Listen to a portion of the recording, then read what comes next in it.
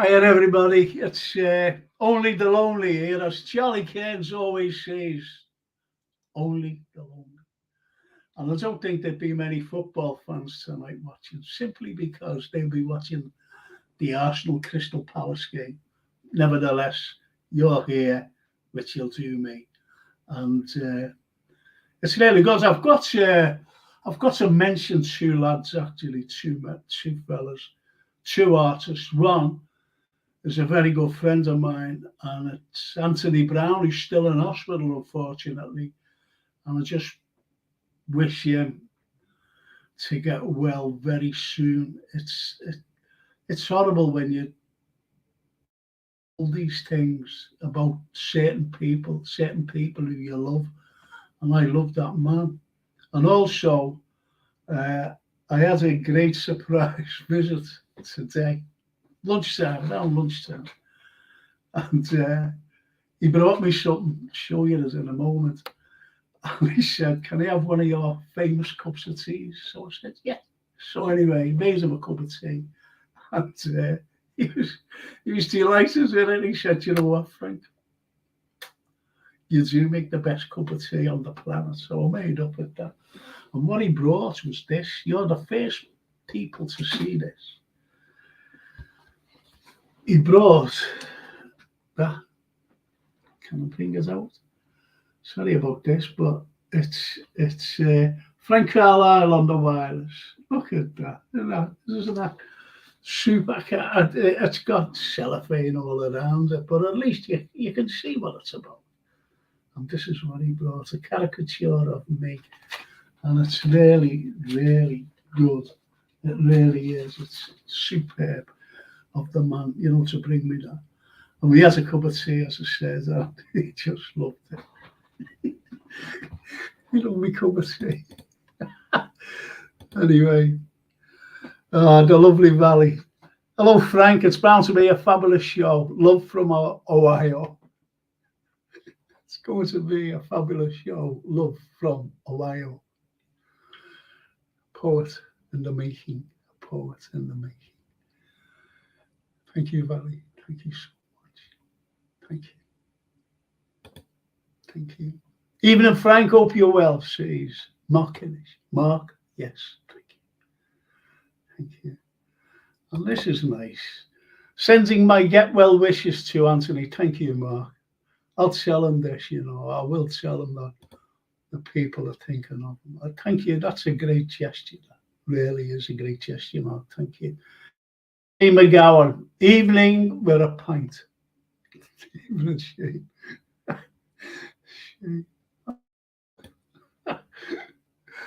Lynn Ellis. Evening, Frank. Hope you're good. And you get the message. Yeah, I'll be away. I'm going away on the 5th. Lynn, I was going to ring you today, but something cropped up. As I said, Sharon O'Dan came to see me, and to give me this wonderful caricature of Frank. So he came to see me, and I forgot all about sending you the message then. So please forgive me. I'm away then. I go away on the 5th with Tommy Batty. The letter says, it's brilliant. Obviously, that must be the caricature of you know who. But you are the first people to see that, except one particular person, just one, who was shown it to. I might let you all know next week. I don't know who it was I showed it to. And it wasn't King Charles either. Neil Broderick, saved a few bob there, Frank. Just peeled the H off my endo shirt. That's a cracker. I wonder how many did that, Neil. I wonder how many people did that. And I bet you they did. Fantastic. Valley, love it. What a fabulous, loving gift. Thank you. Thank you. It was. wasn't he? Nora Williams. Oh, lovely. Thank you. That's for that's not for me. All those lovely kisses are not for me. They're for Anthony, I bet. And Valley says, ditto, best wishes for your friends in hospital. Thank you, Valley. Thank you so much. I really appreciate that. You don't realise how much I appreciate. And Tony Barton. Hello, Frankies. A chaser, a pint and a chaser, and a thumbs up. Oh. And Lynn says, okay, we'll cancel that date. Thank you, Lynn, because I don't like to let the people down because they're a lovely group of people, as you know, and I love every one of them. And I think they love Frank as well for some reason. But thank you. Just organise it again. That's all you've got to do. Might be a little bit too late before the 5th, I don't know. So, and this is, listen, Redbears, I really need to get hold of you to be a moderator, really, because it's one of these, he can't get hold of you. He cannot get hold of you, and I can't get hold of you. I've got no details or anything. Got no email, no nothing, unfortunately. So, anyway, Valley, question for you. We know some words mean different things in American than do us. That is, you say chips, we say crisps. That's it, girl. How do you find our humour? That's a nice one, isn't it? That's a good one. That's a really good one. Ubertung Pious. Valley, how are you doing today? And Frank. I'm good, thanks. Our tongue. I'm just getting a message through, and it's from my producer. I hope everything's all right.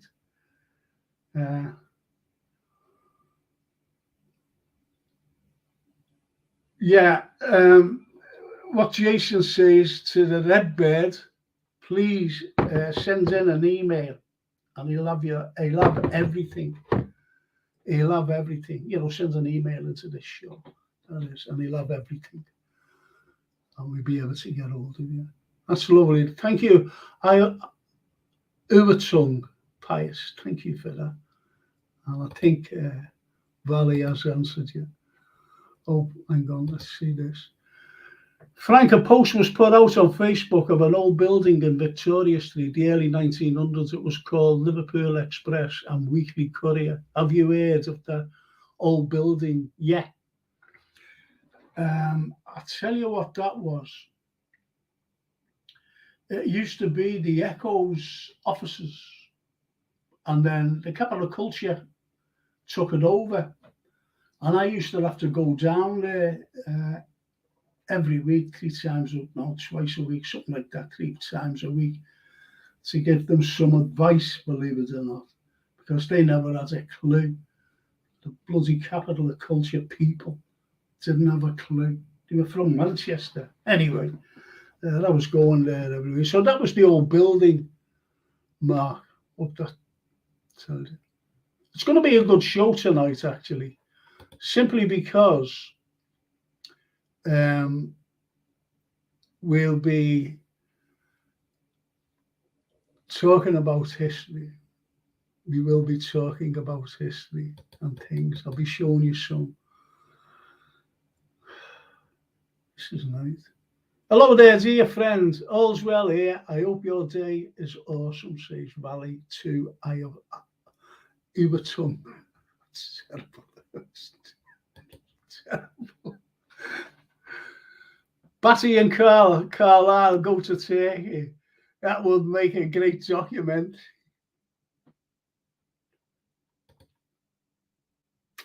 It just might, actually.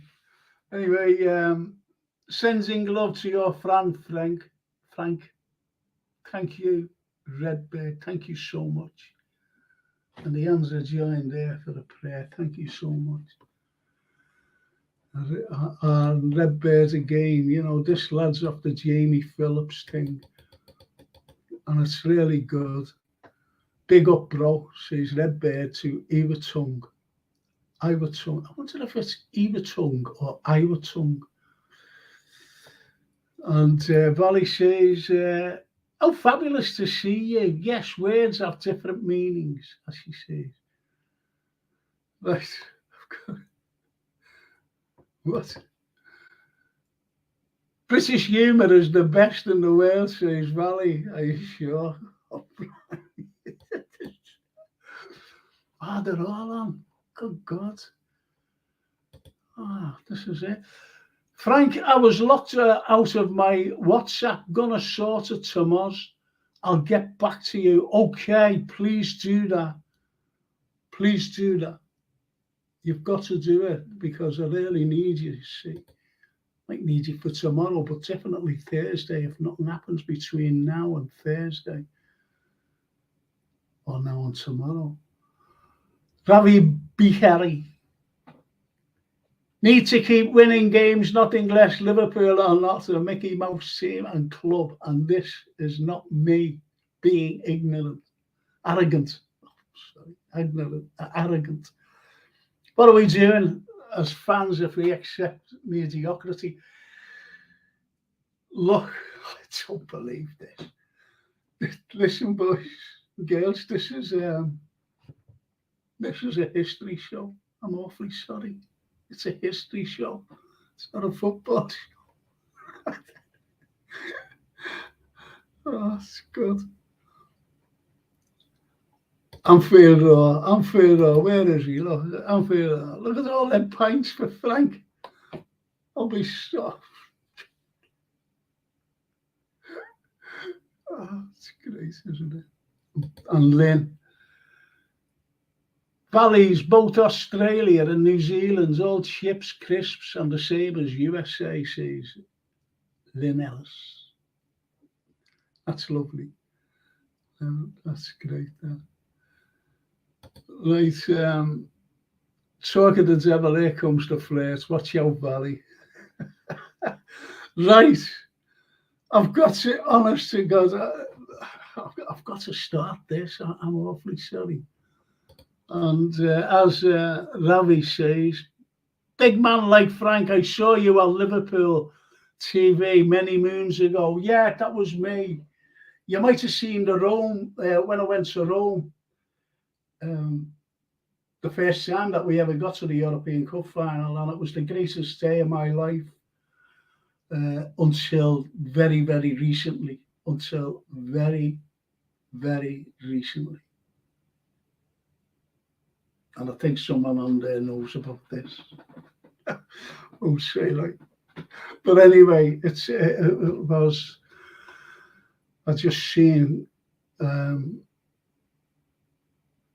Well, I had an ambition, and I seen them in 2 days. I seen them. I was there 2 days, and I seen my ambition, 2 of the ambitions in 1 day. And that was the Colosseum in Rome, and also Liverpool lift the European Cup.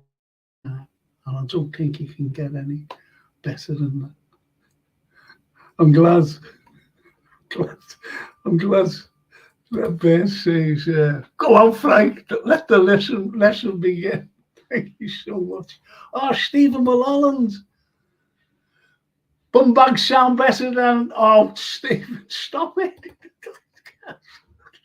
Anyway, all you fans out there,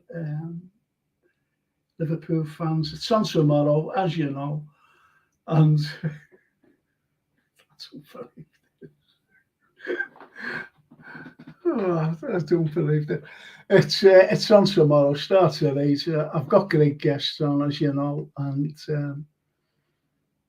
it's just wonderful. It really is. And this fella here, Drunk Vigo Frank Carlyle, my guy. Thank you. Listen to this. Frank, do you know the Scouse actor? Yeah, he's a good friend of mine. Neil Fitzmaurice. Neil Fitzmaurice, his name is. I've got at the very beginning of my show, you see him. You see a picture of him because I've had him on the show. Neil Fitzmaurice. Lovely, lovely man. So that's a good point there. Made up with that. Really am. I've got another message. Just a minute. I'm sorry about this, people. Just bear with me a moment. Yeah. It's only to, yeah. Thanks, Jason. Thank you. Thank you. Right. Yes, so Neil, and he's on there. You know, if you ever see the beginning of the show, you'll see him with me because I've had him on the show. He's a lovely man. Really is. Right. I've got to start this. I'm awfully sorry. And I just I'd just like to thank my sponsors for the show tonight, and it's Gap Painting Services. And Gap Painting Services is a wonderful firm. The fully time served lads, the fully insured lads, 5-star customer rating, so they get a 5-star every time they go into either domestic or commercial. It's always 5-star, every rating they get. And they're absolutely superb lads as well. And you talk about Scouse humour, you've got them. You've got them. And they love my cups of tea. They love my cups of tea.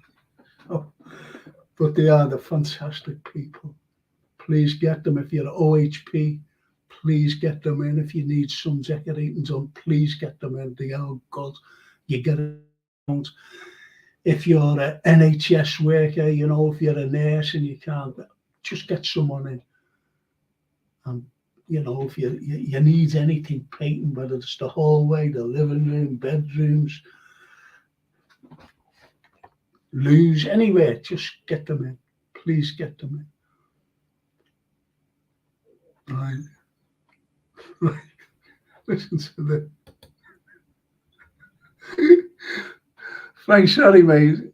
You would have lasted long at my old school. The home bell would have rung before you started the lesson. I've had it. Well, I wasn't. I always taught, you know, undergraduates and college kids. You know, like young people. Never ever taught any kids. There was no bells. There was just you just be there on time. It was as simple as that. Sometimes I'm always late, as usual, but they used to laugh at me. Listen, people, you know, while you're there, can you just put a couple of likes? Oh, thank you. Yeah, there's some likes there. Thank you so much. Anyway, I'm going to start now. And I just want to look at this. Can I just say this, please? Kulan Comedy, and it's at the Spanish Caravan, 32 Eccleston Street, Prescott.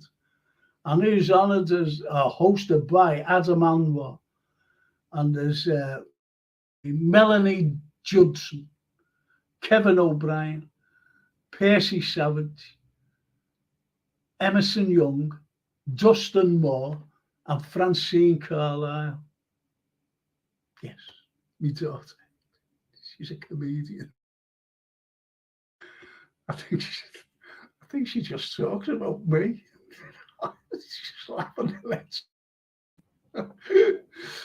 And if you've got nothing to do on Tuesday nights, get along to the Rockin' at the Oldie. It's absolutely brilliant. It's happy hour bar prices, even before the happy hour prices.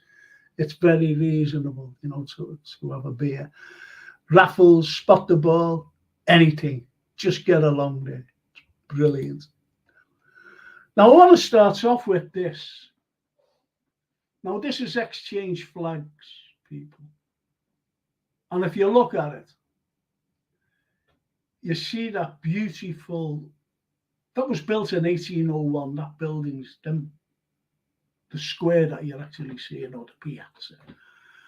And people often ask me, what happens, was a bomb during the war? And I just say, no, it wasn't bombed during the war. The unfortunate thing, they decided to knock it down in 1954, believe it or not. That beautiful, beautiful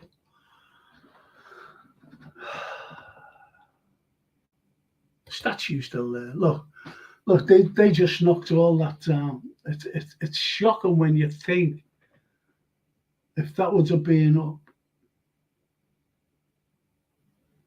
Look at it, still up today, instead of what we've got, unfortunately.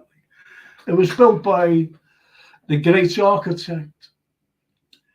And this fella, John Foster Senior, that is, he built some fantastic buildings in Liverpool. And they seem to be all knocked down, demolished for some reason. But I take people to a building which is in just off Castle Street, and I show them this building, and it was Liverpool's first ever bank. 1798, and it's there. It's still standing there today, and it just shows you that people. I'm talking about city planners. They don't give a toss. They don't give a toss. It's like the White Mansion House in Calderstones Park. And Calderstone Park White Mansion House, had significant history and heritage to the city of Liverpool. And what had happened was, they wanted to demolish it.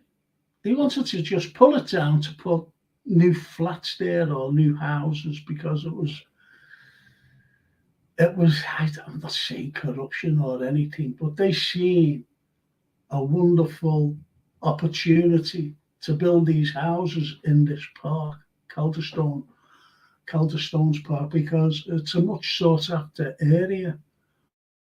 Know the significance of the White Mansion House, and I'll tell you why the White Mansion House should have been saved.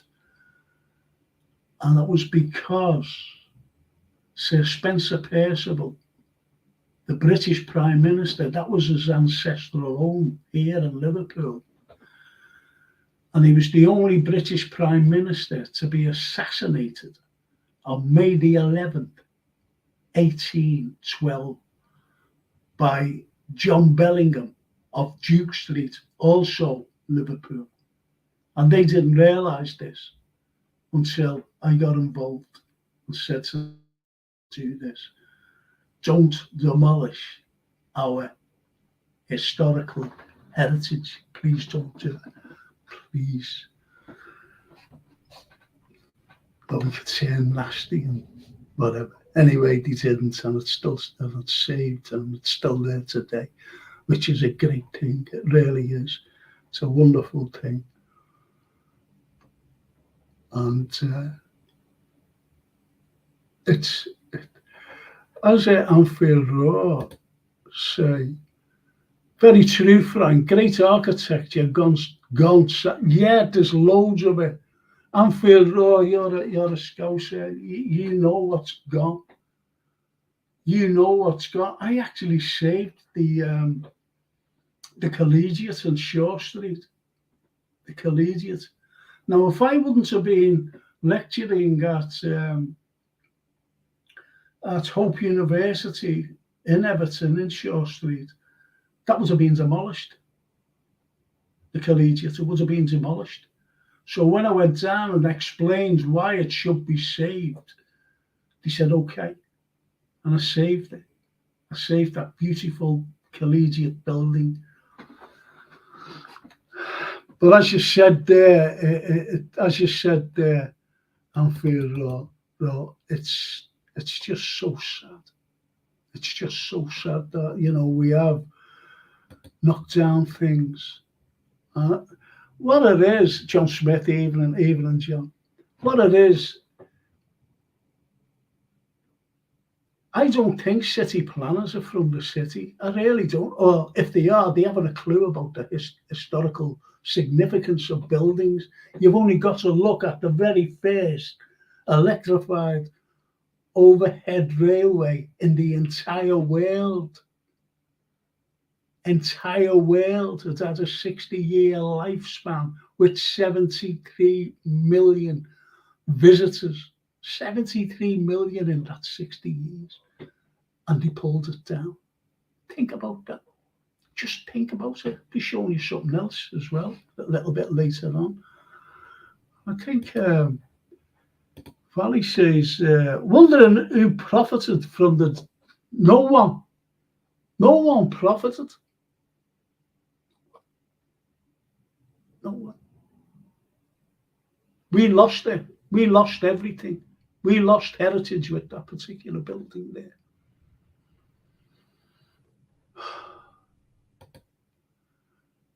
Frank, you're our resident genius. Thank you. Hello, John Smith. I'm so happy to see you again, says Valley. Thank you. I'm not low. You'd be made up with that. Even a John Smith says Anfield Road.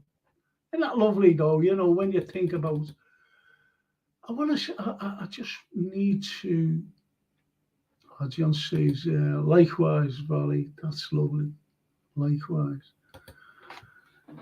Valley, the evil elite overlords. This is a good, very good point, this. Valley, the evil elite overlords, or whatever people want to call them, it's those who don't care about us. Yeah, and we are commoners, as you quite rightly put there. We are the little people in their cruel eyes. Beautiful, that. I like that. Little people in their cruel eyes. I like that. And we are little people. We are no marks, and that's the unfortunate thing. Well done, Red Bear. I like that. I like that comment. I like that comment very much.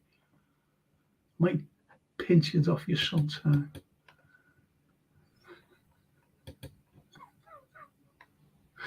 Isn't that lovely? So what I'm going to do now, I'll be showing you, I've got a clip as well. I'm going to show you the clip tonight. But I've also got some bloopers on, you know, some outtakes where Frank is and stuff.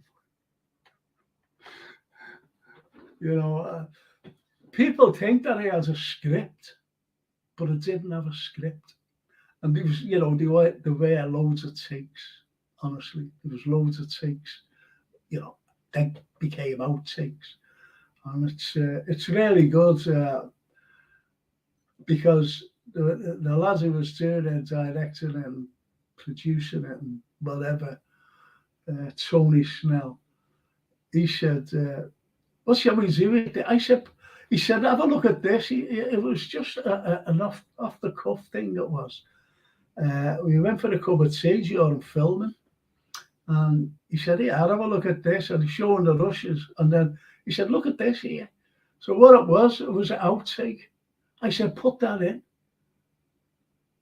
Put that in. He said, are you sure? I said, yeah. I said, you know, they're seeing some fella on the screen and they think, wow, isn't he great? But, you know, it's not like that. It's very hard.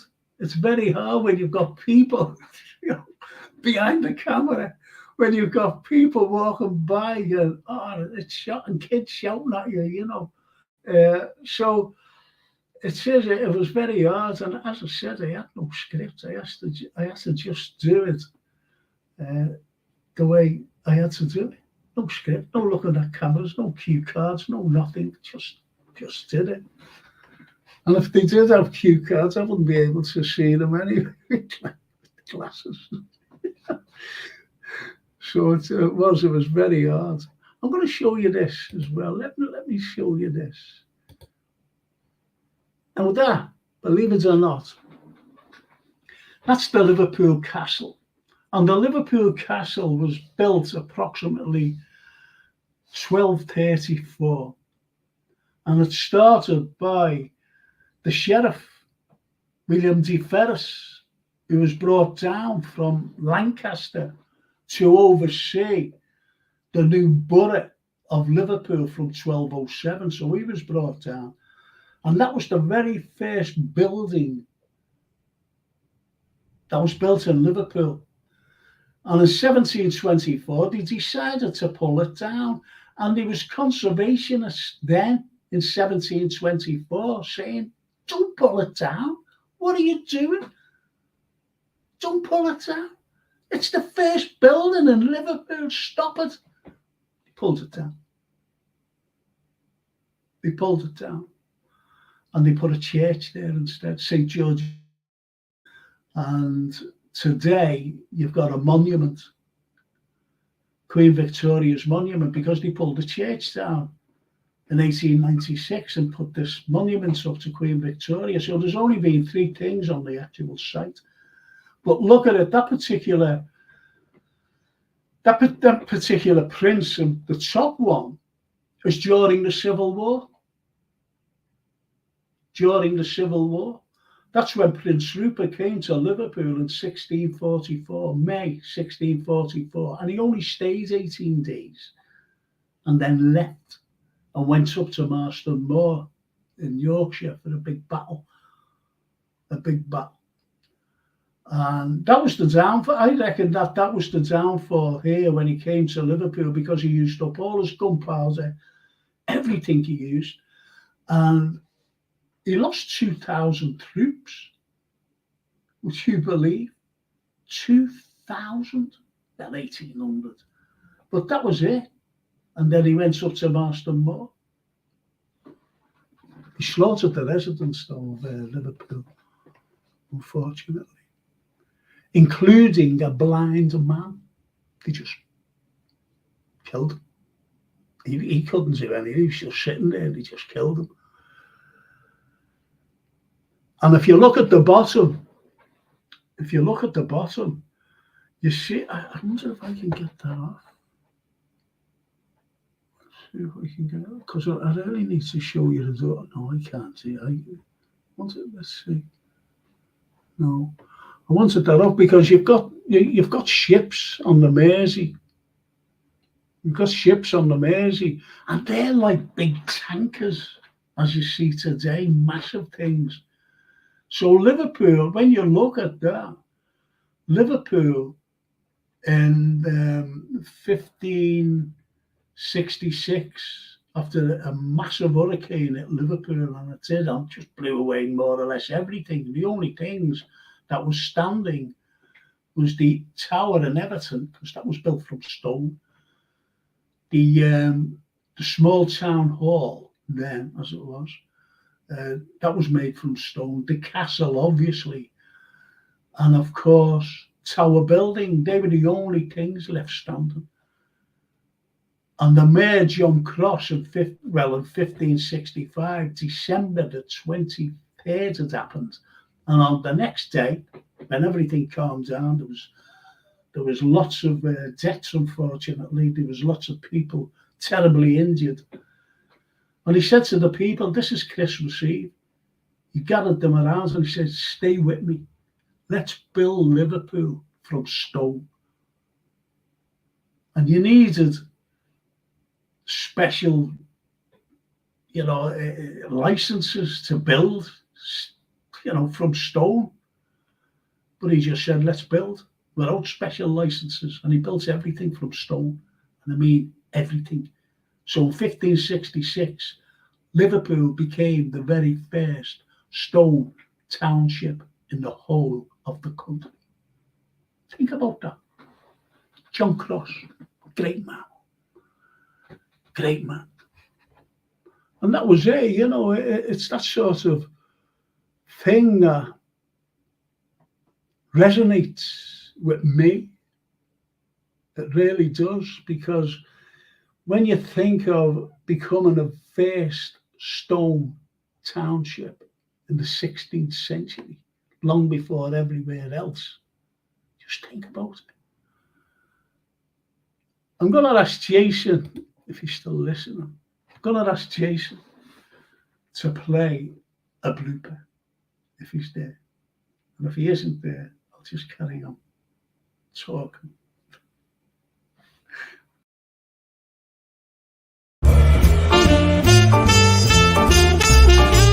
All right.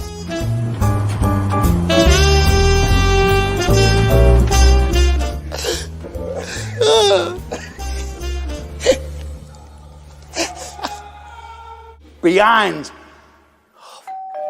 Oh yeah.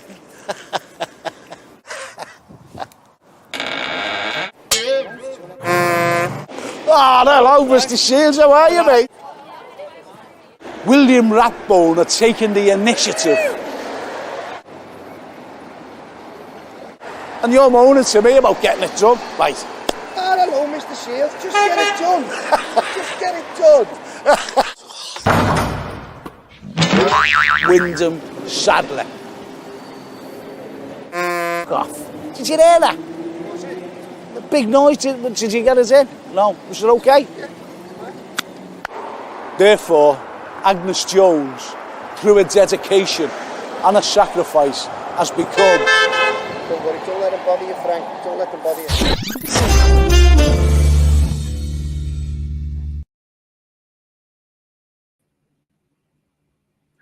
I remember that, where I was saying about Agnes Jones, one of the greatest ladies of the 19th century. Great lady, gave her life to the poor people of Liverpool. And and it was like that. And I had about six takes. And I was getting right to the end of it. I was, the way you think, oh, I've got this now, I've got us in the bag, and the bloody car goes back. Beep.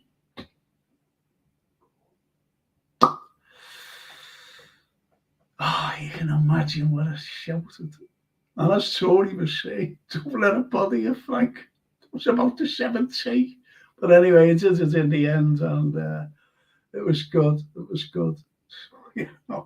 This is what I had to put up with.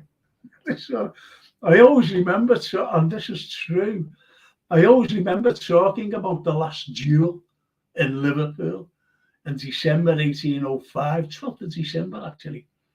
And as I've started, I'm saying, and this is where they started, and unfortunately, one of them was killed, and there was 3 old ladies. They were standing out the camera shot, obviously. And I could see them out the corner of my eye, and they were shuffling about. And I could hear a few, And I had to stop. I just said, Tony, hang on a minute. So I turned around, and they went, hey, you. Hey, you. I said, yes. He said, we know that you're coming down here and filming all murders. Well, no murders. They thought that I was a roving reporter saying about murders, and no murders have happened here today or last night or anything, and they won't happen tomorrow here. I'm doing a historical thing. They didn't believe me. And we had to stop filming and go away. They'd come back again when they'd gone. Oh, it was shocking. This is what I had to put up with, these mad things, But it's just lovely, to think that people, are so, they care about the city, don't they? They care about our city. And it's just... It's just so funny. It really is so funny. And that's the way it is, you see. It's but that's what you've got with when you go out with a camera and you're just trying to say something or do something, and people are unaware what you're trying to do. But as you you people from Liverpool, every time cameras were here, we always thought, oh, something's up, something must have happened, murder or something, or drugs or whatever, because they loved all that. And I've said this many times before. The BBC came down and they were actually talking about the Mersey. And it actually wasn't bad as well, what they were talking about, the Mersey. And the next, where they were, the backdrop, they decided to stand in front of houses being demolished. There's big holes in the roofs and in the roof, and windows smashed, and it was a block of flats built from the 50s, and they were knocking them down. I thought, this is wrong. Why did they do that? And there wasn't even talking. They was talking about the Mersey. Why didn't he be on the Mersey? Why didn't he be by the Albert Dock? Why didn't he be by the Liver building or the Cunard building or the Port of Liverpool building? Why there? I couldn't believe it. I really couldn't. But that's the way they are, you know. If they want something not good or anything about Liverpool, that's what they do. Just get to an area where something's being demolished and they think that it's a big wreck. I remember going on a stream and I just said, hello from Liverpool, England, or UK, as they always put. This fella said, I want me hubcaps back. And this other fella, he was from, I think, Rochester in Kent. And this other fella from Manchester had a go at me. And that's all I said. Hello from Liverpool. And he said, Liverpool should be written off. Fella from Manchester said, Manchester. Jeez, you know, so this is what it's all about, unfortunately. Just so annoying. Right.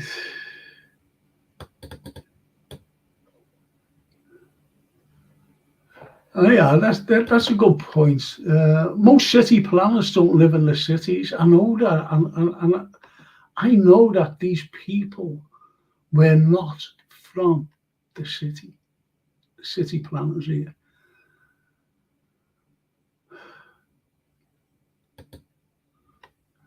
Valley, don't interrupt him, otherwise this lesson will last all night. Do you know what? Stan Boardman said that I had to give a speech, and it was on the 70th anniversary of the May Blitz, and it was in the open. It was in Church Street, believe it or not. And there was all these old veterans. There was all the world of entertainers there. There was sports people there as well. And Stan Boardman was there. And anyway, when I get up, he turns around to John Conte and we're like that. Do you know Frank? He says, I've only heard of him. He says, we'll get used to it because we're going to be here all night. Till tonight, he said, because it was in the early afternoon. He said, we're going to be here till tonight, so you will get to know. Well, obviously, Conte told me that later on. So I had a drink with Stan later on. Absolutely brilliant. I love these people, you know. It's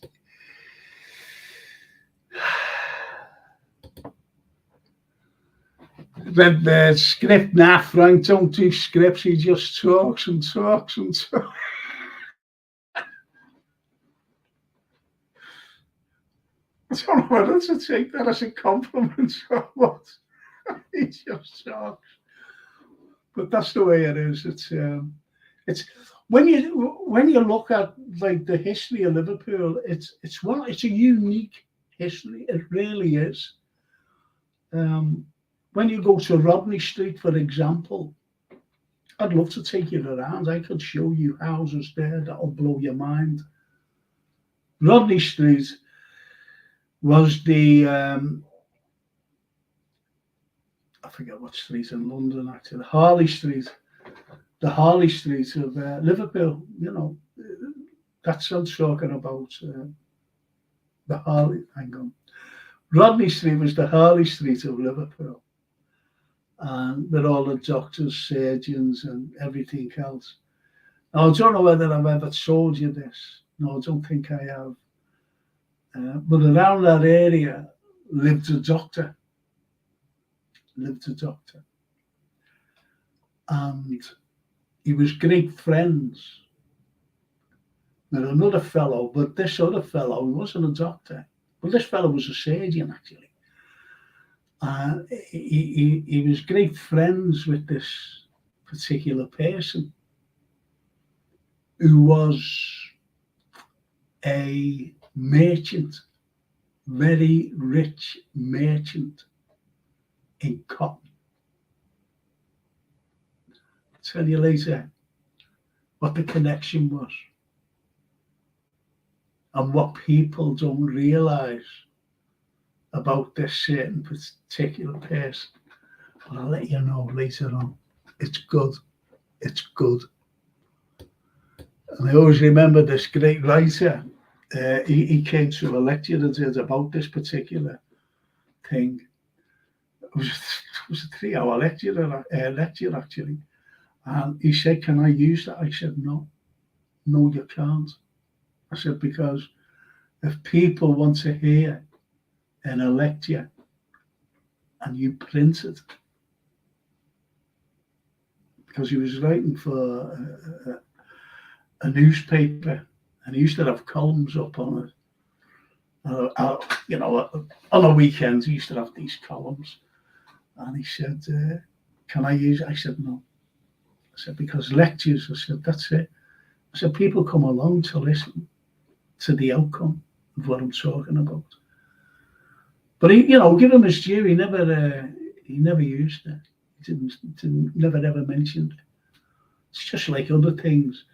But I'll let you know in a moment or two after the break, because after the clip I use, I'll be using in about 7 or 8 minutes time, the clip. So, it's a bit case, isn't it?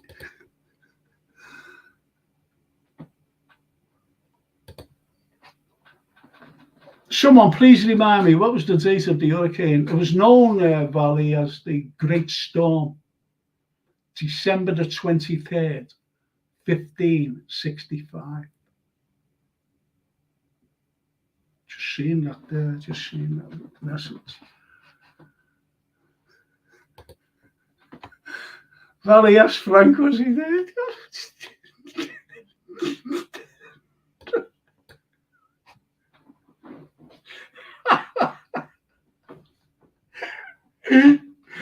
Oh, I don't believe this. That's Frank, was he there?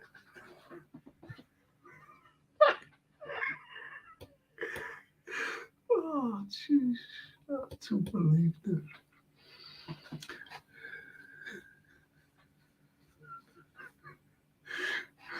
Oh, that was great, that. Let's see what John Smith says. John. Frank, regardless of the empire fueling the building of many of these buildings, what stands out compared to recent decades is the idea of civic pride. There is a lack of civic consideration now. Bang on. Bang on. Absolutely bang on that. Fantastic, that, John. Thank you. What a comment. Some great comments tonight, I've got to admit. Some great comments. There are things that, when you look at history, like I mentioned about the Civil War, the English Civil War, and Liverpool played a prominent part. They really did. You've got to understand this, between May and June 1644, and when Rupert used up all his gunpowder and everything else and got off to Marston Moor, they get to Marston Moor in Yorkshire, and they would be draggled, the troops that is, they would be draggled And don't forget, this is Prince Rupert. So they gets there, they would be draggled and everything else, and bloodied, tired. And that's when they were defeated, the Royalists. They were defeated at Marston Moor. And it was from there that Charles I took off and surrendered himself to the Scots. To the Scots. And to Scotland. And he just said he wasn't thrown in jail or anything like that. He wasn't thrown in jail. And he just surrendered himself there. And when you think what had happened to him in 1649, the beheading, because they thought, as the advisor said, well, they're not going to do anything to the anointed one, because don't forget kings, they were the anointed one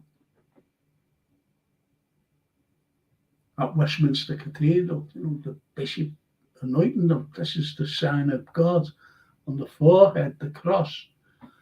As the king, he's being anointed by God himself as the king. He said, nothing will happen to you. How wrong they were. And what has happened to Oliver Cromwell? I never liked Cromwell. He was people liked him because he got rid of the monarchy. But he just never got rid of the monarchy. He stopped everything.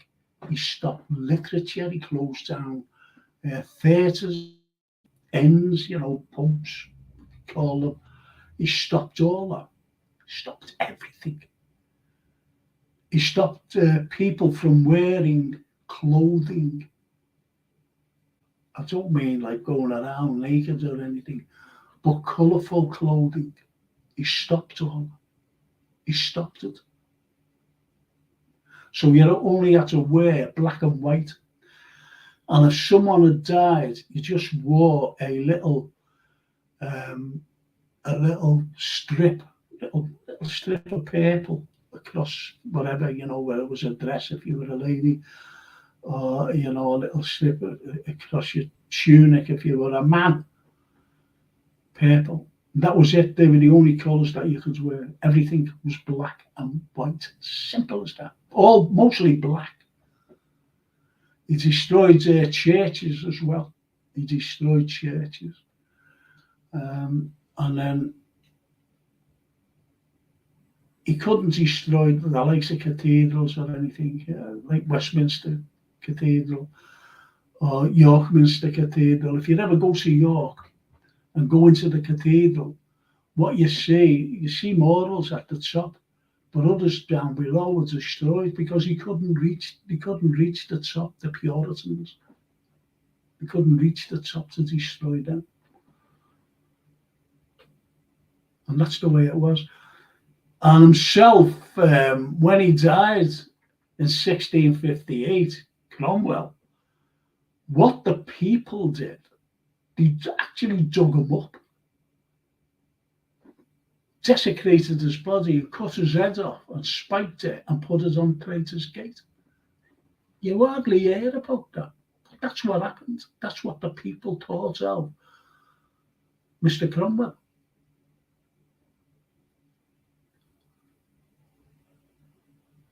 And it's like everything else. It's like today, you hear so much propaganda, and you're looking at something and you're believing in propaganda. It's like anything else. It's like what Joseph Goebbels said. You can tell a lie, expand on it, and people will believe it. Edward Snowden, the fella who's the whistleblower, he turned around, he said, the more you tell the lie, the more you tell that lie, people will believe it. And this is what it's like, I'm afraid, in America. You've only got to look at Trump today, and they're trying to They just don't want him to run for the presidency, because they know that he beat Biden hands down. They know that. So they're trying to indict him into jail, get him in jail. But you can still become president even if you're in jail. I don't know whether these neocons know that. But anyway, that's a different thing. So what I'm going to do, I'm going to show a clip. Have a look at this.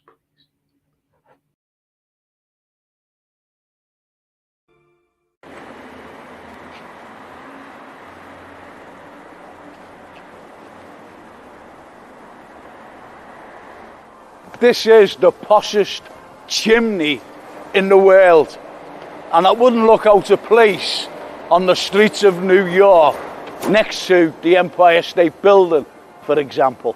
When I say chimney, what I mean is it's an air vent for the Mersey Tunnel, and there's one on the other side of the water in Birkenhead. This is another masterpiece by Liverpool's own finest Art Deco architect in the world, Herbert J. Rouse. Even though it's just an air vent, the details that went into it, Art Deco details, is amazing. And that was typical of the 1930s. When you look at the basalt statues, one has its eyes open and the other has its eyes closed, that represent day and night because the tunnel is used 24 hours a day. Even though the bells of St. Nicholas's are calling the congregation for the service, I'd like you to stay with me just a minute longer. And what goes completely unnoticed here in George's Dock Way is the statue of Amy Johnson, the greatest female aviator of all time, and the sculptor Edmund C. Thompson. When we talk about detail, Thompson even put a goggles and a scarf on.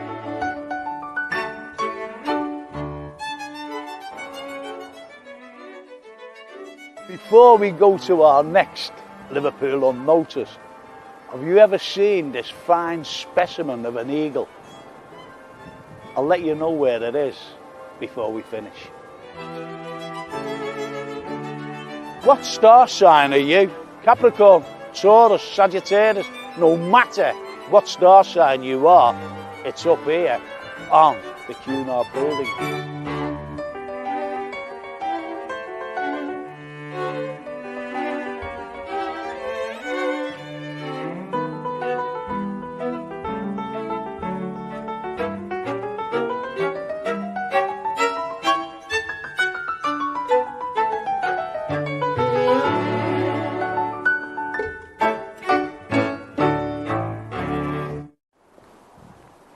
We've been on the streets of New York with Amy Johnson, but where can I take you now on Liverpool Unnoticed? How about Rome?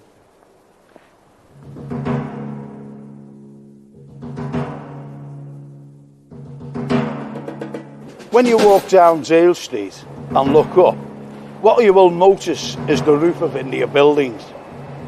It's no ordinary roof, because the architect, Herbert J. Rouse, has a Roman theme.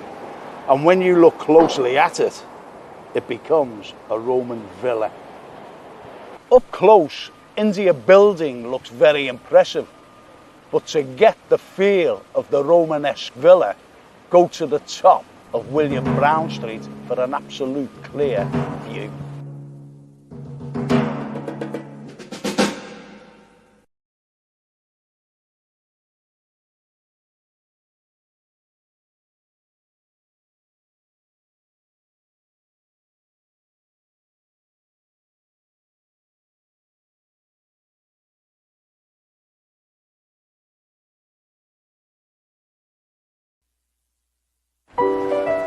I promised earlier I'd show you the fourth liver bird. Well, there it is, on top of the art gallery, right next to Liverpool personified. And doesn't the crown make a wonderful nest for the seagull?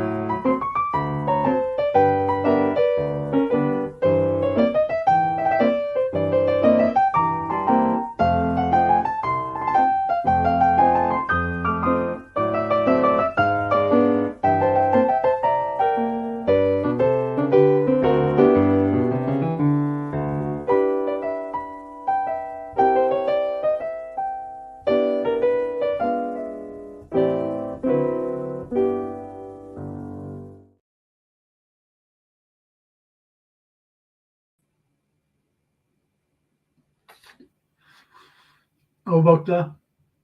Where you see me by the air vent there, a suit and tie.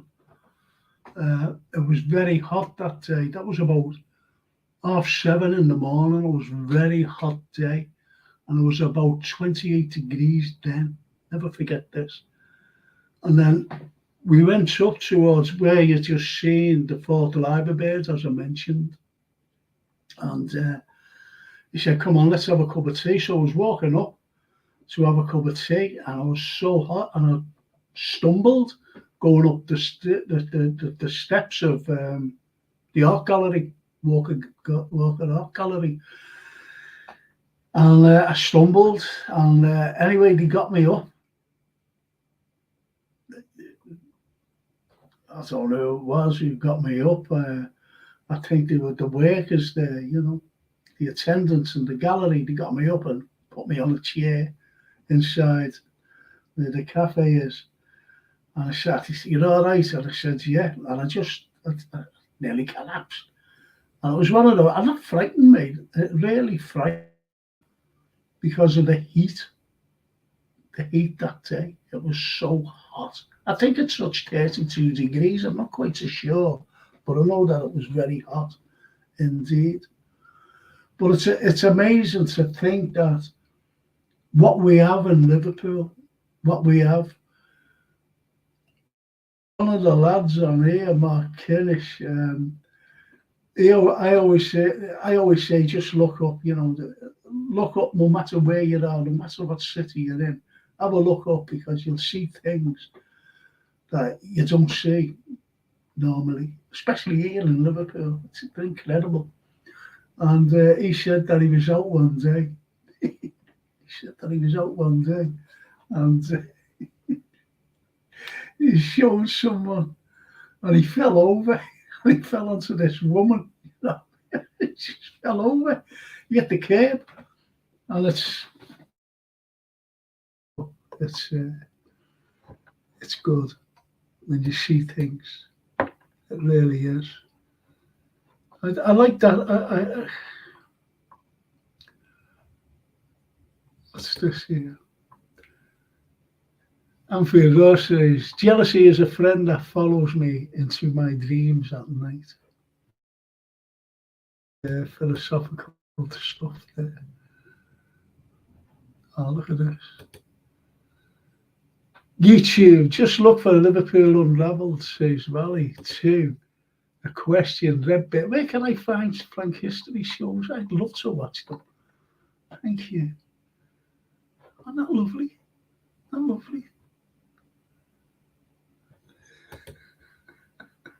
Wonderful, Valley. That's the info. Lovely. That's great, that. It really is. It really is. As Lynn says there, Stan Boardman is so funny, says Lynn. I know that these are old ones, I'm sorry. Scummy Manx have a few battles with them over the years, says Redbird. I can imagine what you did as well. When you're younger, that's not slowly that. Stan Boardman, now you're talking. You're a funny man, Stan. I've had him on my show, and he said to me, "Can I come on again?" I said, "Yeah, I'll have you on again, Stan, no problem." He's a great man, actually. He's a great man. Z. David Lewis, says Lynn Ellis. David Lewis was one of the greatest philanthropists. I don't know what you. No. I know what you're talking about there. No, he wasn't the man. Then he wasn't the man. I'll let you know later on about him. What I was talking about on the surgeon on this particular person. And Valley says, "I love Frank's outcomes." Do you mean the outtakes? The bloopers, as people call them. Even in Frank, says Barry Mason, "You noticed Jürgen isn't drinking out of his Liverpool mug anymore. in his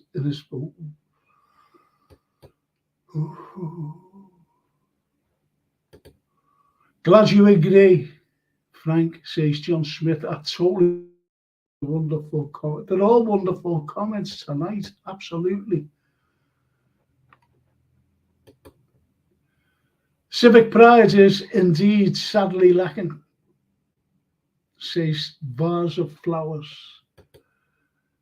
I'm a Catholic, so Cromwell is not viewed particularly friendly by me, but beheading the king was all right, I suppose. Shall I tell you why he was beheaded? What it was, you always had, even back in the day, you always had deputations from Parliament going up to see the king. And Charles I was married to Marie, I don't know whether it's Marie or Marie, Henrietta of France, and she was a Catholic. Catholic priests were persecuted and executed in this country, and anyone found to be a Catholic were either imprisoned, or if they didn't conform to the protest of Rome, the divorce of Rome. And it was a terrible time for the Catholics. They were so persecuted. That's why it had the 1605 gunpowder plot years later. But I give a lecture about that, and it's too hard to go through right now, unfortunately. It is a 3-hour lecture. I'm actually giving a lecture on the 3rd of November up at a place called Billings about the gunpowder plot. And it's not what you think about the gunpowder plot. It's not what you think. Believe you me. You might think of bonfire night, but it's not what you think. It really isn't what you think. Believe you me. You know, like propaganda and all this. Dug him up and his remains were scattered to the 4 corners of the isle, I heard. That's a good one, yes. Well done. Yeah, Mark Twain has some good quotes, says Vase of Flowers. Yeah, he did. One of them is the lie has gone around the world before you can pull your pants up. Great quote.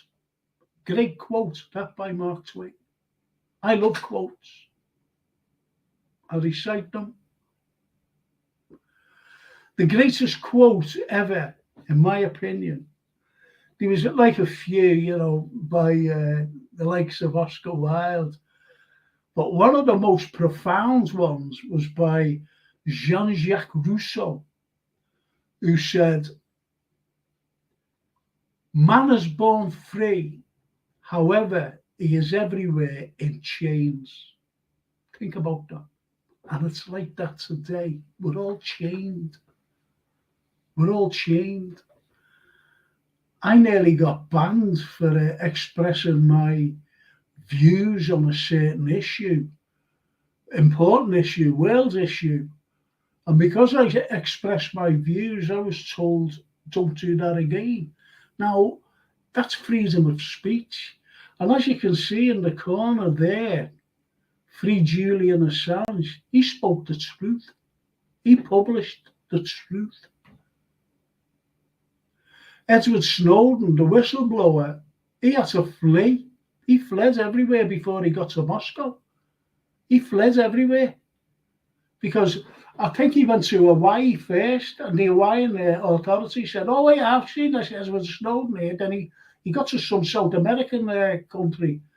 And then, "Oh, he's here. He's here."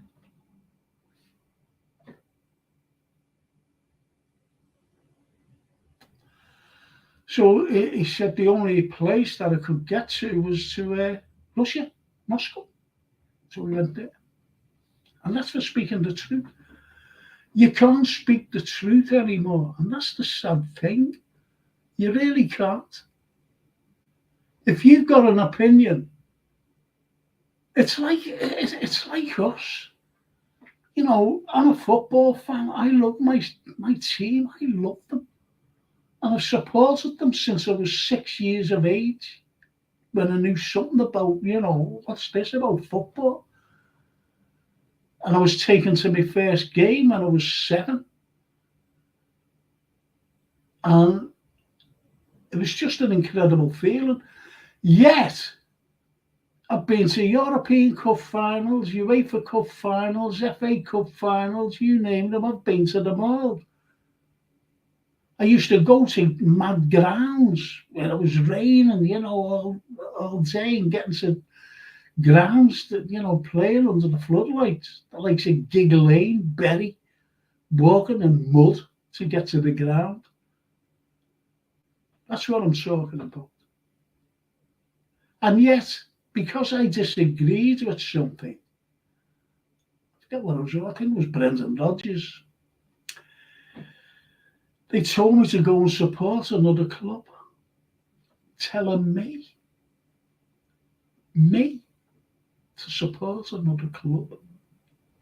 So you can't say anything now. You can't even have thoughts. If you've got a thought in your head and you'd like to express it, you can't, because someone will be on your back. There's no art now of discussions. It's all gone. It's all gone. The art of discussions is gone, unfortunately. Excuse me a moment.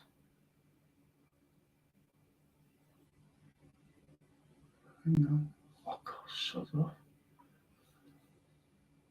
I always get messages off, young women, because on my thing, I've got, I'm single, and all these young girls are about me, like, can I talk to you? From all over the place. No, you can't talk to me.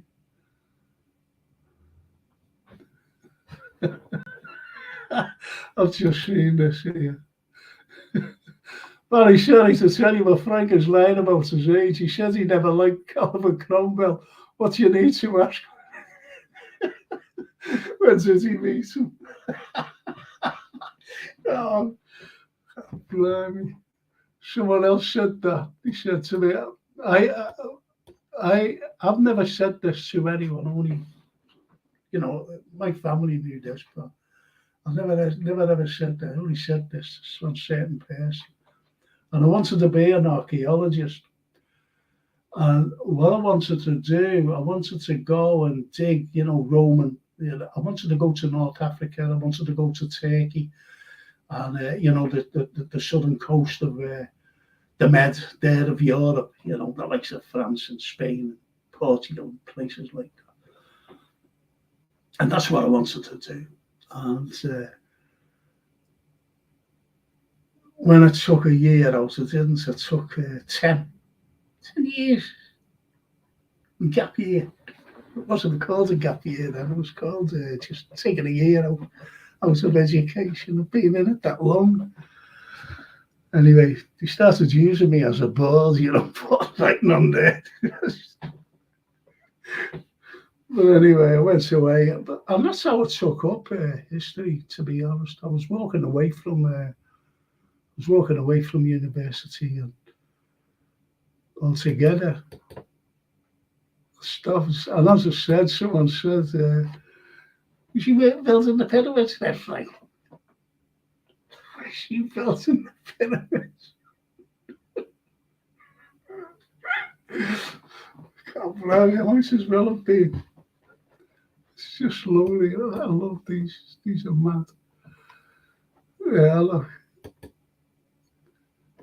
I love documentaries about Rome and its empire, as well as of flowers.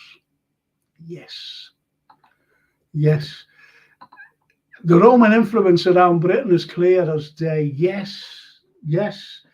Well, in Chester, uh, they they built a car park over the amphitheatre, which they built. And you see some great Roman artifacts over there. I used to bring the students over, and we used to go to, excuse me, we used to go to a place called Mothercare. There's no longer any Mothercares now. And they used to look at me, these young assistants, shop assistants, and they said, "Oh, not you again. Do you want to go downstairs into the?" I'm like, "Yes, please." So we used to go down into the basements and then go through a little, like a little hole it was, doors on obviously, and we used to climb through. And what it was all these. It was like a underfloor heating system by the Romans in Diva, which was Chester. And that's what it was. It was amazing. Chester's an amazing place. It really is.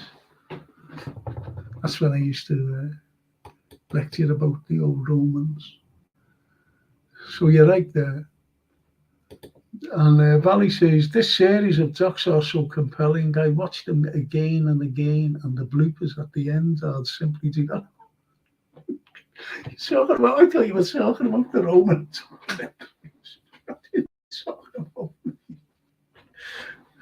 That's nuts, isn't it? Absolutely nuts.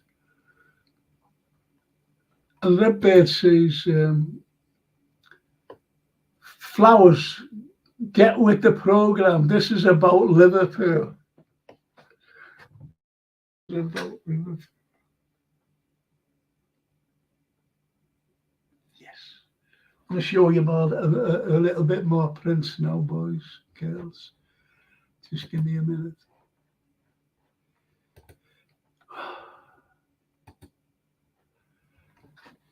This breaks me heart, this.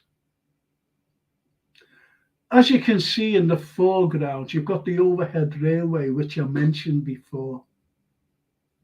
The very first electrified overhead railway in the entire world. It's at the very first electrified escalator in the world.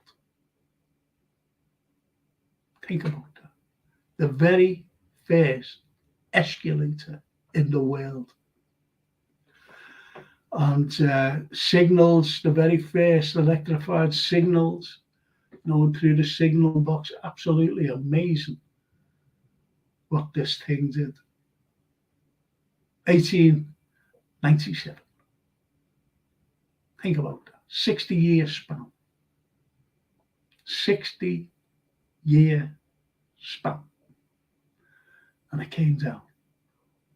All because it was damaged in the war. Bombed. And it needed £2 million to fix it up. But if they would have just left it, because don't forget, this was wartime and this was 1957, they should have just left it up until the money came in. But I've always said it was corruption that pulled it down, just sheer corruption, because most of the councillors were in the demolition business. As soon as the war started, it was to say, "Oh, when this is over, it'll be great because there will be lots of demolition." So they got involved in it. And when you look at that building in the background, that's the custom house. I mentioned before about John Foster Sr. Well, his son John, he became an architect, and he's got some fantastic buildings around Liverpool. And he built this one, and it opened in 1828. And when you actually see, pictures of this, it was shocking, really, because an incendiary bomb went in the dome. That's all it was. It wasn't like a bomb that just blew everything up. It gutted 2/3 of it. That's all it gutted. You know, the other thirds was perfect. It was okay. It was just that green dome that was lifted off. Anyway, they decided to pull it down.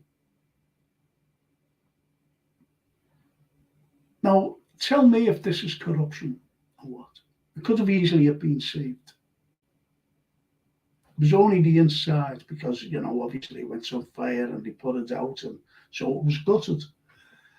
Well, tell me if this was corruption or what. The Americans knew about this building, and it was the same stone as St. George's Hall, for example. Beautiful stone. Okay? And they wanted to buy it. They wanted to buy that.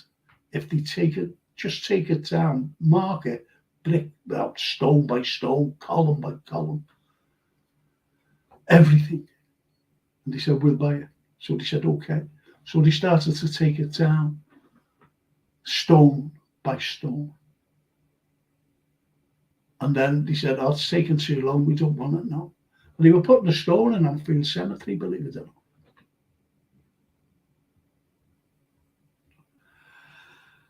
So they pulled it down. They just said, oh, well, okay, let's just knock it down. And that was in 1948, 3 years after the war. Could have been saved. Just imagine that now. That's where Shabazz Park is, by the way, today. Just imagine that facing the Albert Dock today. Just imagine that.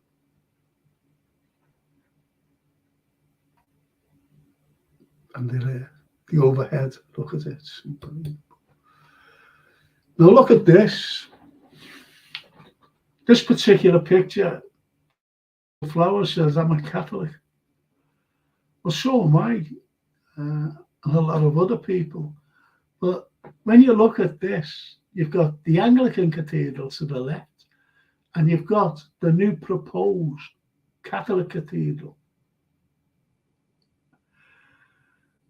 And it would have been built, it would have been the biggest Catholic cathedral, well, the biggest cathedral, not just the Catholic, biggest cathedral in the entire world. And I think Pope Pius XII, I think it was, he sent for the architect, Sir Edwin Lutyens. He sent for him. And he said, come here. He said, you cannot have a cathedral bigger than St. Peter's. No cathedral, no matter what denomination they are, can be bigger than St. Peter's. So we said, all right, well, what shall I do? He said, well, just refigure it, make it smaller. So we said, okay, no problem.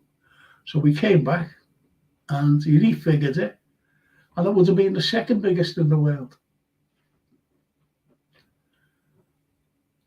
And there are things that, you know, there lots of nonsense by saying how they ran out of money and everything. They didn't, you know, because of the war and whatever. It wasn't. The war hadn't begun. And there are reasons. A vase of flowers says, what does he say? Nice, Frank. Top stuff, mate. Thank you, Vase of Flowers. Really appreciate that. This is Brill. 100% says Redbird. Thank you, Redbird. Oh, that's lovely. Mark Kenny says, you showed us that Fort Liver Bird on the Walk of Art Gallery, Frank, on tour. Yes, I did, didn't I, Mark? I did. Because people tend to forget, you know, about these wonderful birds. A vase of flowers, he says. I haven't ambled around sound for too long. You've got to do it. When the weather's good. I've always liked architecture. if I'm ever doing a walk for Lynn Ellis, just get hold of her. Well, I'll get hold of you. Well, you know, not literally get hold of you, and come around with us. That Fox Valley, we got some giant relics like your friend. See, like,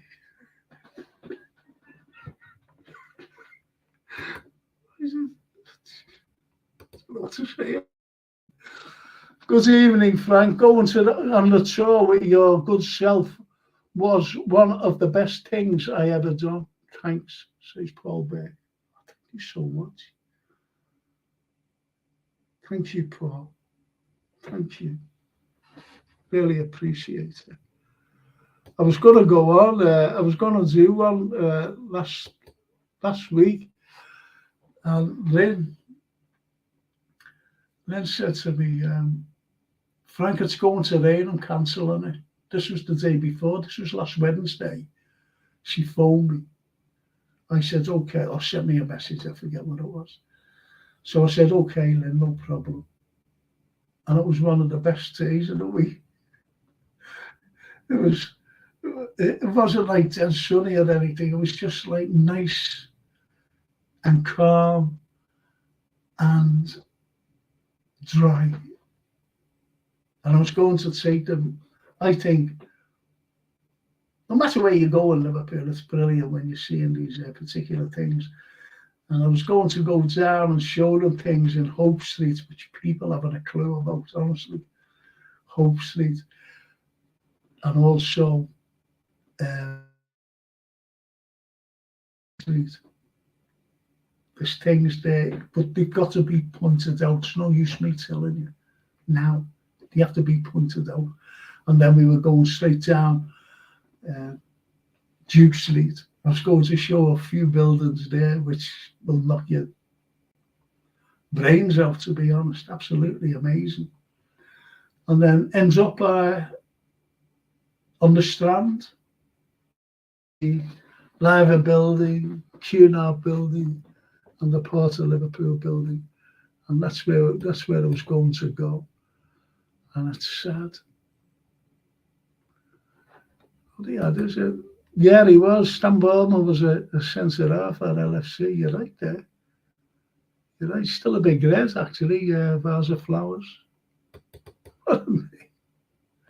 What a Susan and vase of flowers.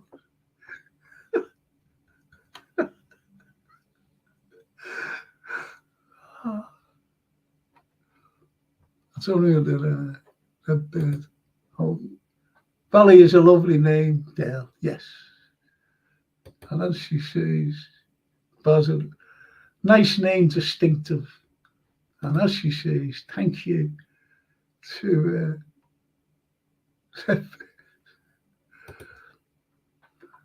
said that we need regeneration industry. That's all.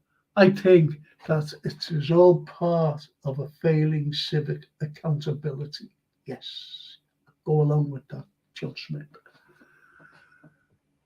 John Smith. Yes.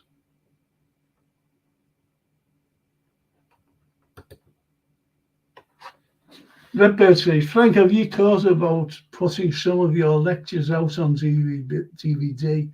I'd certainly buy them, or you've done so already. Show me the link where I can buy them. They're out of publication now, unfortunately. They're out of publication. You can't buy them. Francine said to me, my daughter, she said, hey, Dad, this was only 2 weeks ago. She said, hey, Dad, what are you? No, I don't know whether it was my book or, yeah, my book. Was it my book? Or a DVD or something like that. It was like a collection on eBay for £49. I said, I'll behave. She said, yeah, have a look. So she showed, forget what it was. I don't know whether it was DVDs or my book that I'd written. What I wanted to do a documentary, and I put it to this fella, but I never told him too much about what I wanted to do. But it would have, I don't like long haul, and it would have meant me going over to Napoli, Dublin, obviously here in Liverpool, and New York, Ellis Island and New York. I'm actually quoted as saying Liverpool is the Ellis Islands of Europe, saying that. People actually quote me, especially at you, to doing so about travel and, discovery and whatever, immigration, migration, whatever. So they quote me as saying that. The thing is, this fella, I never told him too much. But what I did tell him was a little snippet. He went, "This is fantastic. Yeah, we'll do that." And then all of a sudden, he got cold feet. It was a cost money. It was a cost going to, not only that, but I said at the time, no, people just think, I have to say this, people just think that this Ukraine-Russian war started, on the 24th of February 2022. It didn't. It started way back in 2014. That's when it started, believe it or not. Anyway, at the time I was talking to this fella, I told him, and I said, "We can't go to Odessa. We cannot go to Odessa." I said, it's war-torn there. And he said, "What do you mean war-torn?" He said, "Where is it?" I said, "It's in Ukraine." He said, "What do you mean it's war-torn?" And I had to explain to him. And I'm going back to around, I don't know whether it was 2015 or 2016. So I said, but we can get pictures. Because what I wanted to do, I wanted, if it wouldn't have been war-torn, I would have had to go to Ukraine, to Odessa, and film there. Because I wanted to do the Irish, the Jews, and the Italians descending on Liverpool to America. And I was mentioning certain names. Well, I only mentioned 2 names to this fella because I didn't trust him. And I'm glad that I only mentioned 2 names because he never had a clue. Supposed filmmaker. Anyway, it never got done because he was still trying to get information out of me. There's a good point there by Valley. Free speech isn't free, it costs you everything. Yes. Absolutely. Absolutely. This is a good one. Charlie George. Frank, people don't like the truth. Reality is built on lie. What have I said about the comments tonight? Fabulous. I'll ask you this now, if you want me to do this. I want you to. If you want me to do one night, but it can't be like a tonight night, like tonight, Monday, because I do different things on a Monday, as you know. I have guests in and talk about music, I talk about art and whatever. But if you want me to do, you pick a night. You pick a night, and I'll do the gunpowder plot for you. And if you it's only what Charlie George has said. Frank, people don't like the truth. Reality is built on lies.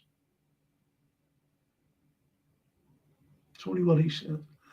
And if I get a few of you, I'll do it. I'll do that gunpowder plot for you. I will. just let me know. And I'll guarantee you'll be surprised. You'll be so surprised. That's a good point by Vase of Flowers. It's too polarized now. Of course it is. I love these comments. Oh, Monty Connor. All the way. Monty's in a band. Great bands as well. All the way over there in Atlanta. Georgia. USA. Hello, Monty. Hope you're well, friend. Hope you're well. Ah, David Western. Now, David Western, believe it or not, he's a good friend of mine. All the Westies. His daughters, fantastic, great friends. One of them used to be a colleague of mine at college. Great lady. Sharon. Just remember, Frank, football is a lie. And he was Kenny's right-hand man up at the academy. Think about that, what he's just said. Thank you, David. Vase of Flowers, there is, but it's diminished. I went away. I went home and away Europe, and all those really were the days. Yes. David Owens. Lynn's going to Perth. I'll have to get hold of it. Okay. Don't mean literally either. Good night, Frank, and everyone. Catch you next Monday for our history show. Footy is Tuesday and Thursday. Oh, she's got fed up. And she's a Liverpool supporter as well. That looks nice to visit for a gander at the architecture. Vase of Flowers says, Vase of Flowers, we've got more Georgian buildings here in Liverpool. Did you know that? Than Bath. And Sir John Wood, the architect of the town hall, also built what everybody sees in Bath, the crescent. And it's made from the same stone, actually, because he wanted to do our town hall with the stone that he built the crescent with.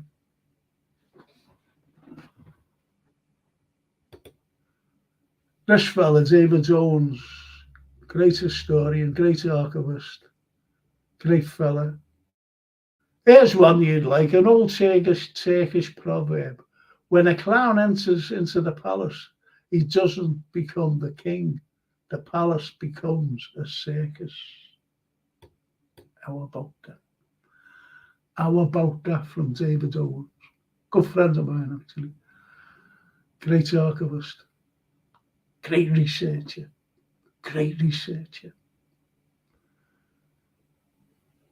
He always promises to come on the history show with me. He always promises. Never see him. Flowers, Bath has become some fantastic architecture season. But yes.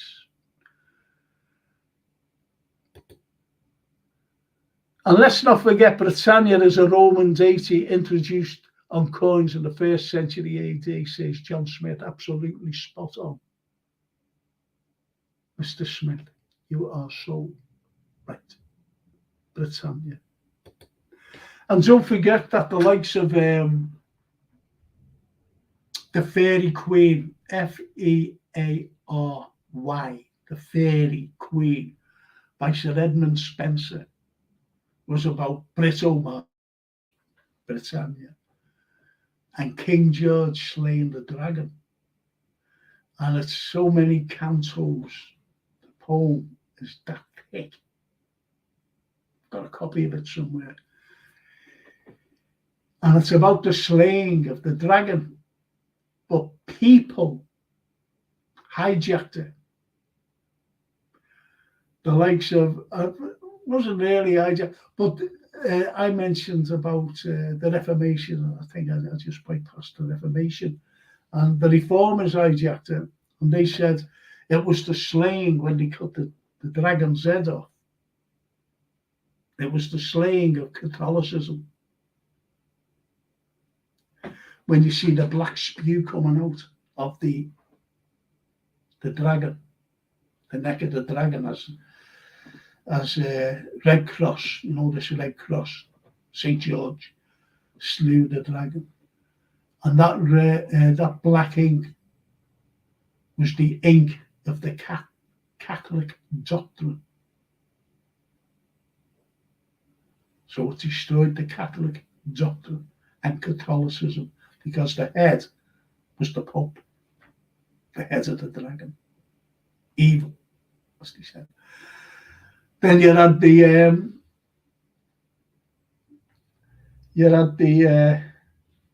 Bolsheviks, who hijacked it as well, and the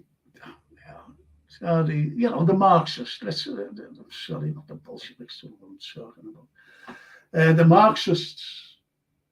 They hijacked the slaying of the dragon, but theirs is more up our own street, and it was the slaying of capitalism. Think about that. Think about that. Two things.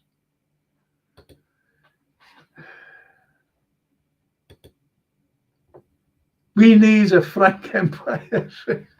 Oh, shit. I wish.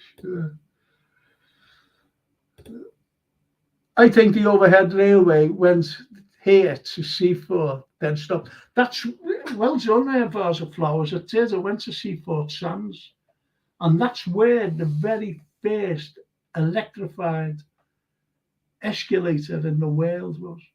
Seaford Sands, you're spot on there. It did go. It ended there. Seaford Sands, just prior to Southport. Nice one, good one, love it. How they destroys not only our great city, but up and down the country. Yes, it's truly criminal.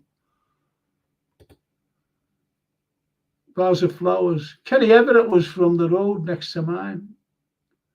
He was mad, wasn't he? Kenny. Big Tory though, unfortunately. Loved Thatcher. The Custom House shouldn't have been pulled down, says Mark Kenny. Absolutely. Yet the Custom House and the Sailor Zone behind boats they should be still standing. Not John Lewis and the Hilton Hotel. Yes, Mark. Absolutely.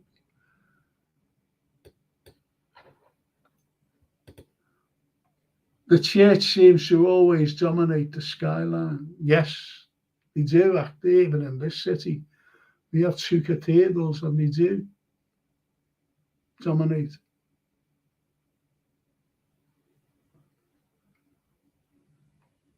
This is a good one. I read an excellent book entitled Gangs of Liverpool by Michael McAvee. Yes, recently. The High Rip and the other Victorian era louts. Gang. I know all about the High Rip gang. And the Peanut gang. The High Rip gang came from Scotland Road. This is where I grew up, my area. And the Peanut gang, they came from Park Road. And they were rootless people, both sets of gangs. And the Gangs of New York was loosely based on them, the film. Did you know that? You know now.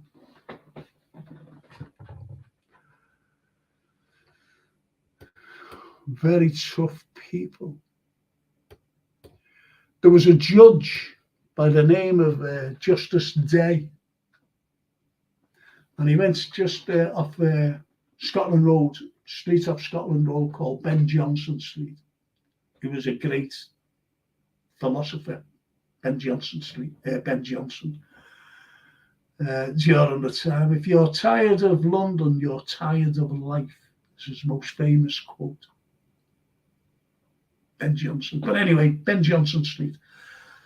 And he took off his fob watch and he hungered. You know the gas lamps with the bars, the arms.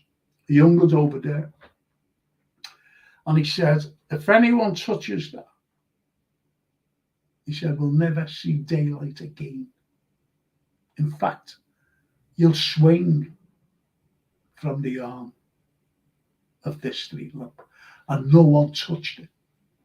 And that was in the heart of the High Rip Gang territory. Think about that. Justice Day. Justice Day.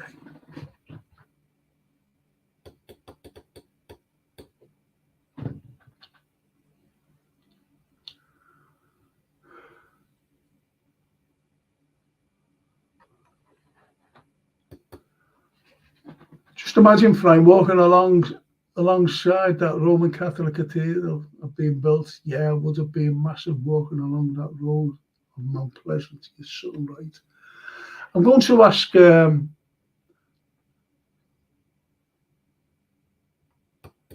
what the vase of flowers here. Flowers are beautiful and they oxygenate the room, but they have a shelf life, and my own outer beauty is fading.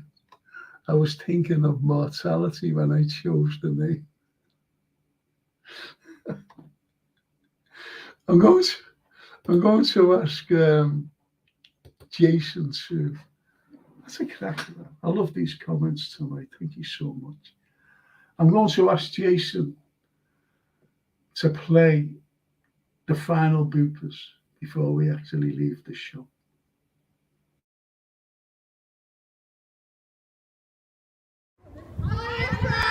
Hey girls, but how about this?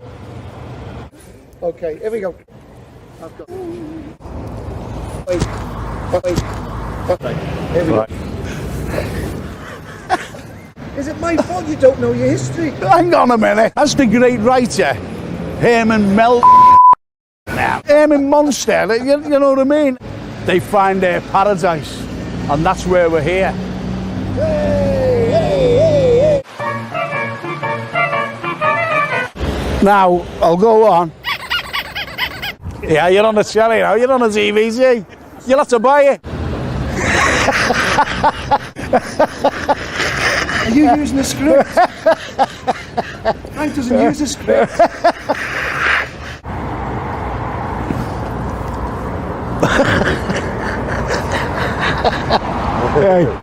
The prison was empty and f***ing hell. Cathedral wasn't built while Jameson was living here because the bells would have kept him up all day. All night. Hey, remember this? Hey, don't be shouting at people. Hey, remember this? The prison was never empty a year now. Okay. It was just up there. Celebrated its centenary. Once again. Sorry, that's my phone.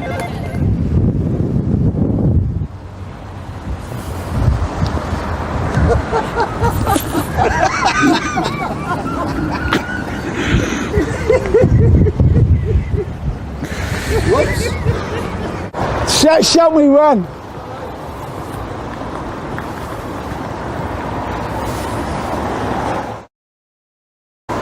Ready? You ready? Go on. This is his legacy. This is his leg. Yeah. This is his leg.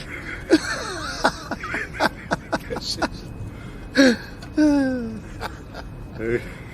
That's you. You ready? People just walk up and down the street, yet they don't even know it exists. But I'm going to bring you in. Follow me. Okay. All right.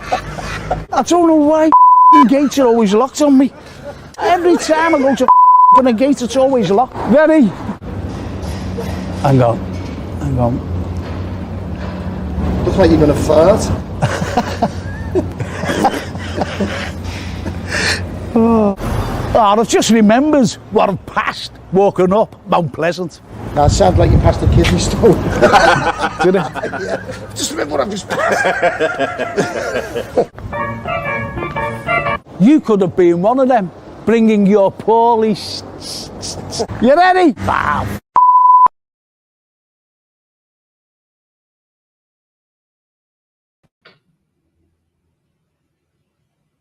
What do you think of that? Yeah, I said to Tony, I said, just leave them in. Just leave them in. Let's show people. But that wasn't a script, by the way. It doesn't need scripts, I don't, honestly. So listen, yeah, you wonderful people, thank you for staying with me tonight. If you ever want me to do, really, if you ever want me to do,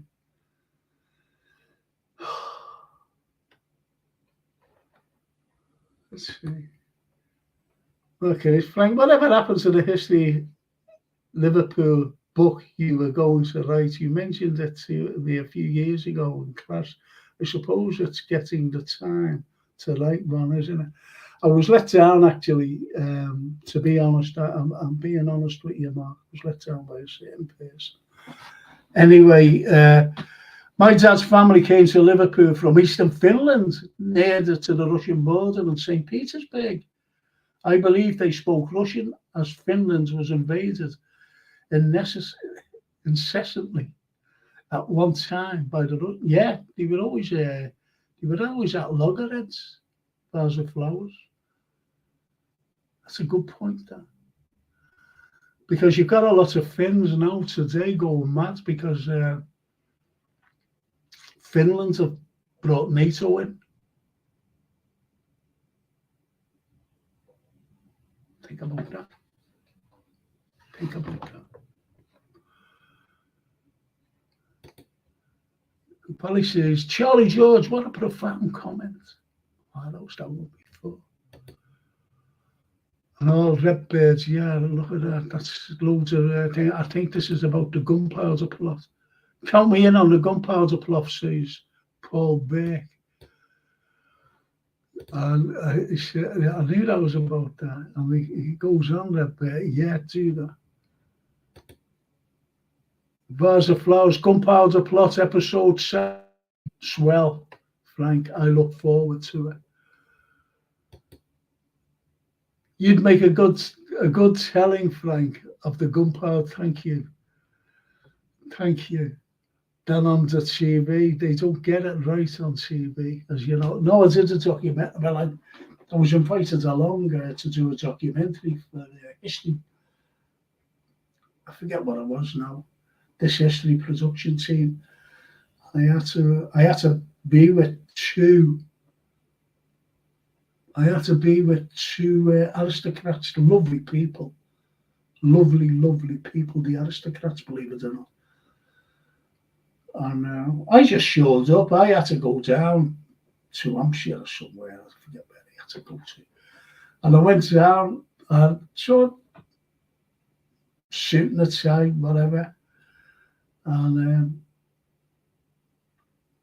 they wanted me to ride a horse. I said, are you having a laugh? Me ride a horse? I said, I've never been on a horse in my life. I'm not riding that. And they give me a horse, massive thing, big animal. And it was all, do you know what it says? And I'm going, I couldn't even know. I said, are you? So it ends. And he ended up, me and this aristocrat, he has a horse as well. So we were walking by the townless lane and I was telling him things about his ancestor, Sir Everard Digby. And there was a girl named Miranda. She was an aristocrat. And I was telling her about Robert Catesby, her ancestor. She was made up and he was made up and they believed the story. They knew the story anyway. But I'll let you all know. And that person I was telling you about, and Valley says, yes, the gunpowder plot. That's how. That's just says, then Ennis, let's have a fabulous evening. David Owens later, David Owens quotes his prophecy sitting in the white, absolutely. Oh, this is lovely. So, missed him. Taz Reynolds, big up, Frank. What do you think of the red card? Backer, be doing that tomorrow. Be doing that tomorrow.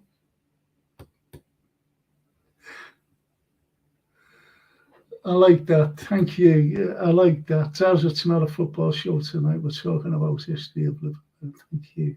Red Bear, thank you so much. Don't forget, Red Bear, please send in that Instagram thing or whatever it is. WhatsApp, I don't know what you mentioned. We'll get hold of it, and it's just so that we can get hold of you personally. And I need Red Bears and Anfield Road as well. I'm sorry about this. I've got itchy nose. So, what do you think? I'll do the gunpowder plot for you. I'll do the gunpowder plot. I'll do the gunpowder plot. Great local shipping. Yes, they did ship it. Frank, the outtakes from the best Laurel and Hardy music. Love the pulling of the chain episodes. Yes.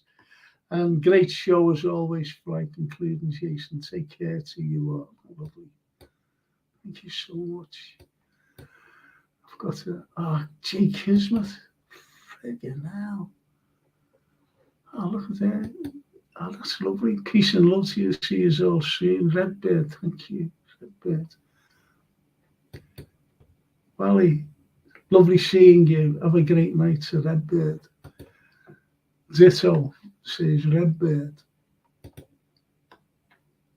Face blue, smiling, face red, heart shape.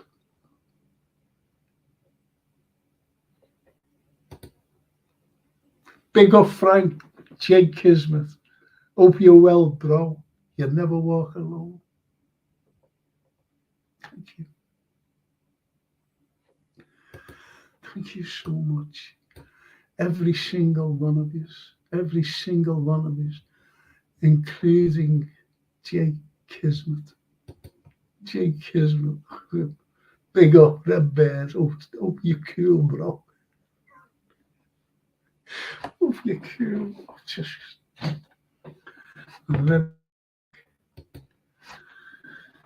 Jake Kismet.